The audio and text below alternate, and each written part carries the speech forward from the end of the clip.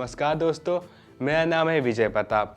जब आपके बाल झड़ने लगते हैं या बहुत अधिक मात्रा में टूटने लगते हैं, तब आप अपने झड़ते हुए बालों से बहुत परेशान होने लगते हैं।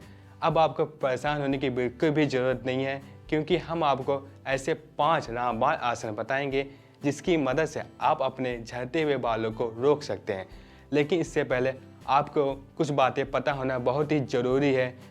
आपके बाल क्यों झड़ते हैं, आपको यह बात पता होनी चाहिए कि आपके बाल किन वजहों से झड़ते हैं। आपके बाल झड़ने की पहली वजह यह हो सकता है कि जेनेटिक डिसऑर्डर और हार्मोन डिसऑर्डर हो सकता है। अब हमारी बाल झड़ने की दूसरी वजह यह है कि आपका खान पान ठीक ना होना। हमारे बालों को भी प्रोटीन, विटामिन और मिनरल जैसे पोषक तत्वों की ज़रूरत होती है। जब ये पोषक तत्व हमारे बालों को नहीं मिलते हैं, तब हमारे बाल झड़ने लगते हैं। इसलिए हमें एक स्वस्थ खाना खाने की ज़रूरत होती है।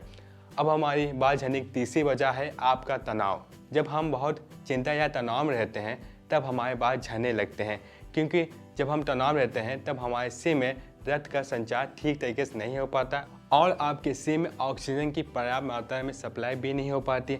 लेकिन इन 5 आसनों के जब आप रोज़ करेंगे, तब आपके सिर में रक्त संचार बढ़ेगा और ऑक्सीजन की सप्लाई भी बढ़ती है।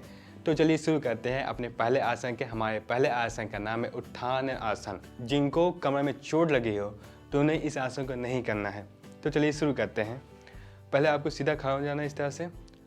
अब आपको सांस को अंदर की ओर लेना है और अपने दोनों हाथों को ऊपर करना है और सांस को छोड़ते हुए नीचे को झुकना है। आपको इस तरह से करना है। आपको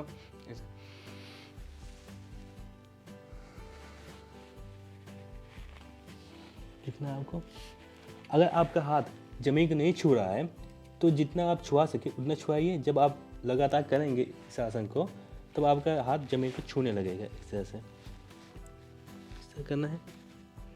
इसी पोजीशन में आपको 30 सेकंड तक रुकना है, या जितनी देर आप रुक सके उतनी देर तक अपनी सांस को अंदर बाहर करते रहिए। फिर वापस आ जाना है आपको। इस आसन को आपको 10 बार तक करना है। अब हमारे दूसरे आसन का नाम है अधोमुख स्वा आसन। जिनको पीठ में चोट लगी हो तो उन्हें इस आसन को नहीं करना है। तो चलिए शुरू करते हैं। पहले आपको अपने घुटने पर बैठ जाना इस तरह से। अब आपको अपने हाथों को आगे लाना इस तरह से। अब आपको अपने पैरों को ऊपर के उठाना इस तरह से। कमर को उठाना है आपको इस तरह से। अब आपको अपनी छाती को नीचे को झुकाना इस तरह से। इस तरह से। अगर आपकी एड़ी जमीन को नहीं छू रही है तो जितना छुआ सके उतने छुआइए, जितना हो सके उतने तक। इसी पोजीशन में आपको 30 सेकंड तक रुकना है, या जितनी देर आप रुक सके उतनी देर तक। इससे आपके सिर में रक्त संचार अच्छा होने लगता है। आपकी ऑक्सीजन सप्लाई भी अच्छी होने लगती है सिर में। फिर वापस आ जाना है। फिर इसी तरह करना है आपको। इस आसन को आपको 10 बार तक करना है। अब हमारे तीसरे आसन का नाम है सर्वांग आसन। जिनको हाई बीपी या गर्दन में चोट लगी हो तो उन्हें इस आसन को नहीं करना है। तो चलिए शुरू करते हैं। पहले आपको अपने पीठ के बल लेट जाना है इस तरह से। अब आपको अपने दोनों पैरों को ऊपर की ओर उठाना है इस तरह से, और फिर अपने कमर को भी उठाना है इस तरह से। अपने हाथों की सहायता से आप अपनी कमर को पकड़ लेना इस तरह से। इसी पोजीशन में आपको 30 सेकंड तक रुकना है, या जितनी देर आप रुक सके उतनी देर तक। इससे आपके सिर में रक्त संचार ठीक रहता है और आपकी चेहरे की झुर्रियाँ भी कम होती हैं। वापस आ जाना इसी तरह से। इस आसन को आपको 10 बार तक करना है। अब हमारे चौथे आसन का नाम है बालायाम आसन। यह आसन बहुत ही आसान आसन है। इसमें सिर्फ आपको अपने हाथों के नाखूनों को सिर्फ रगड़ना है। आपको ये इस तरह से आपको रगड़ना है। आपको इस आसन को आपको खड़े होकर भी कर सकते हैं, या चाहे जहां आप कर सकते हैं आराम से। इस आसन को आपको 5 से 6 मिनट तक करना है। बहुत ही आसान आसन है, आप कर सकते हैं। इस तरह आपको रगड़ना है बस अपने नाखूनों को। अब हमारे आखिरी और 5वें आसन का नाम है उष्ट्रा आसन।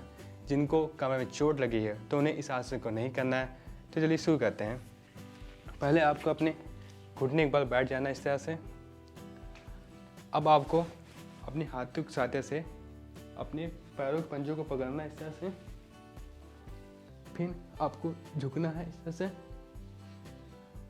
इस तरह से। आपके जांग घुटना सीधा रहना चाहिए इस तरह से, तीखा नहीं चाहिए, इस तरह तीखा नहीं रहना चाहिए, सीधा रहना चाहिए इस तरह से। इसी पोजीशन में आपको 30 सेकंड तक रुकना है, या जितनी देर आप रुक सके उतनी देर तक।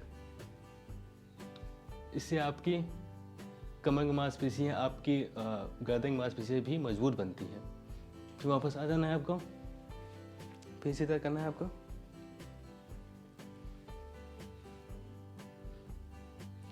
वापस आना। इस आसन आपको 10 बार तक करना है।